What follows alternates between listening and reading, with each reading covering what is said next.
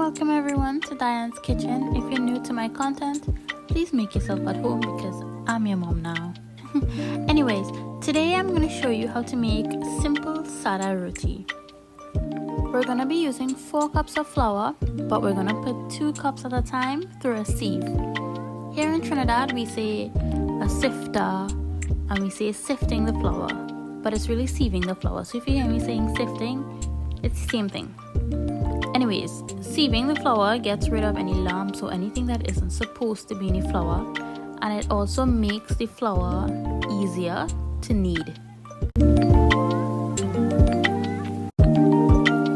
Now I'm adding about 2 teaspoons of brown sugar and about 4 teaspoons of baking powder and mixing it well into the flour. A lot of Trinidadians use salt instead of sugar, which is great as well, but just trust me with the sugar. Now I'm just adding some lukewarm water a little bit at a time to knead the dough. And I'm also using a kind of squeezing method to combine all the ingredients.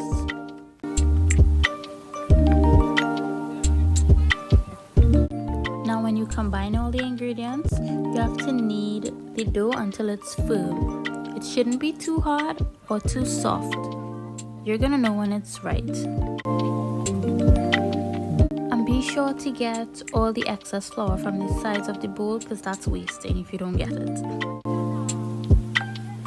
Here I'm just adding a little bit of dry flour so that the dough doesn't stick to the bowl. I'm just making it into a nice round ball, and I'm gonna cover this and leave it to rise for about 30 to 45 minutes.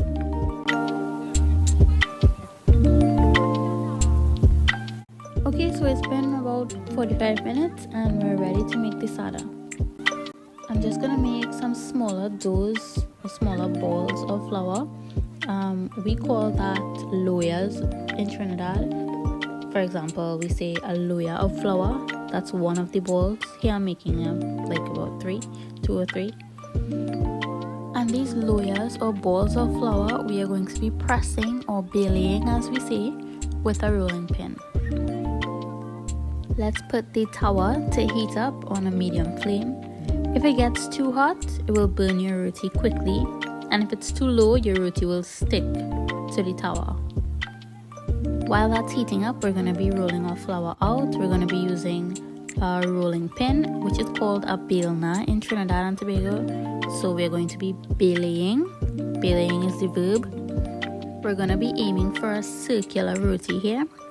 But since this may be the first time that you're belaying a roti, it would not be perfect. It might come out like the map of Trinidad, like the map of Tobago, like the map of Trinidad and Tobago. As long as your roti tastes good, you don't have to worry about the shape. A perfect circular roti takes time to perfect.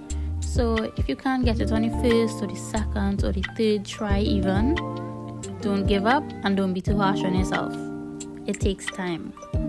You can also make your roti however thin or thick you may like it, but personally I like mine about a 1/4 inch thick. Not too thick, it's not too thin either. Now this is how I feel the heat of the tawa. I just put my hands over it and hover.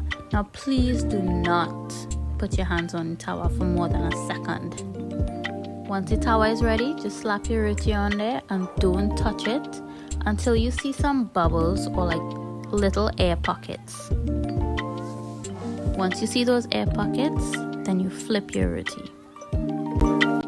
Once you flip your roti, just dust off any excess dry flour and leave it there for a couple seconds again to cook, and then you flip it one more time.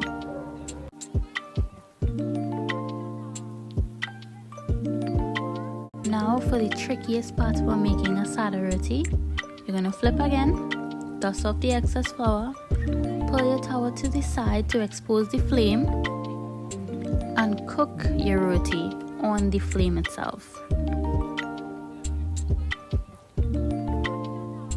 This is what we call seking a roti. S-A-K-A-Y-I-N-G, Saking a roti. Now I want you to watch how this swells and give yourself a pat on the back. You did it. You made a Sada roti swell.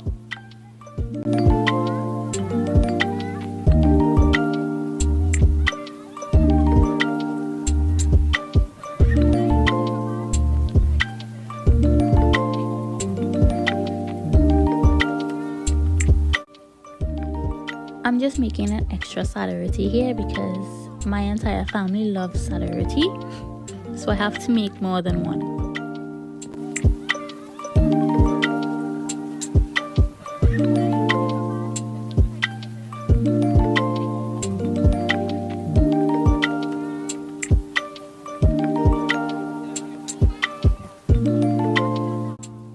And voila, there you have it, Sada roti. And you're just gonna have this with some nice hot tomato sugar and take a trip to heaven. If you enjoyed this video and would love to see more like it, please feel free to subscribe, leave a like, or leave a comment of what you'd like to learn next. Thank you so much for being here, and remember that I'm very proud of you. So until we meet again, have a great one. Bye.